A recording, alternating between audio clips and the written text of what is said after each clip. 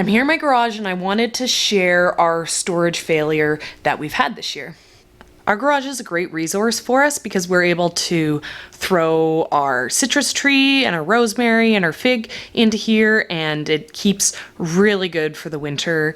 We don't have any issues with them dying off. It's nicely insulated in here enough that they can survive, kind of go a little bit dormant, and then they're ready to go as soon as the, bad frost risk is over and we pull them back out into the sun and the warmth.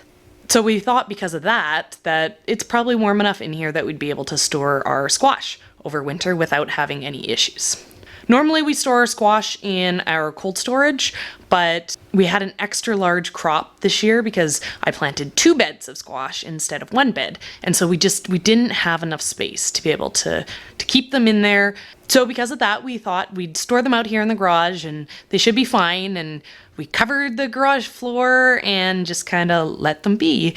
We've been slowly picking away at them, but the truth is Ian is the squash fanatic, and so we eat a lot more squash when he's home, and he's been working a lot this winter, so I just haven't been eating through them as quickly as we normally would if he was here. So I came out to grab a squash the other day, and I noticed that pretty much all of my spaghetti squash have started to rot and go bad. They're not good for eating anymore. We kind of just kept them on the floor thinking that because it's warm enough in here, we shouldn't have to worry. But I think that what's happened is the cold in the ground has kind of come up and it's just damaged them. It's just been too cold for them to be able to survive.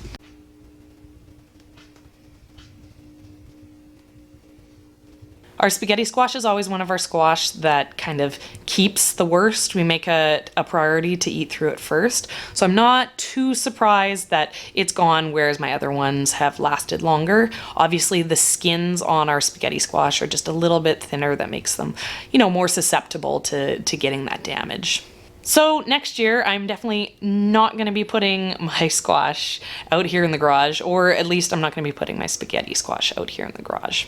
One thing that I found interesting though is that the squash that I kept in a box have actually done a lot better for not getting damaged. I mean, they still did get damaged, but they've kept a lot better than the ones that were just laid out on the floor. So I think that just having that little bit of extra installation has made, enough of a difference that, maybe there's a chance that that's something we can work with in the future.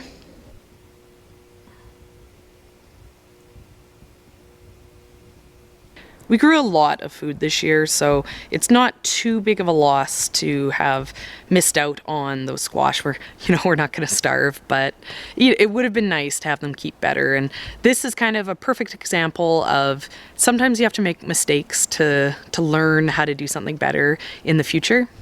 We've been growing and storing dozens and dozens of squash for years and years, and this is the first year that we've kind of had a serious crop loss in the storage. And it's interesting that even we who should know better, still do silly mistakes like this. So I'm gonna have to get together a new system for next year. So if you guys have any tips, any good ways for storing your squash that you use, I'd love it if you'd share them with me.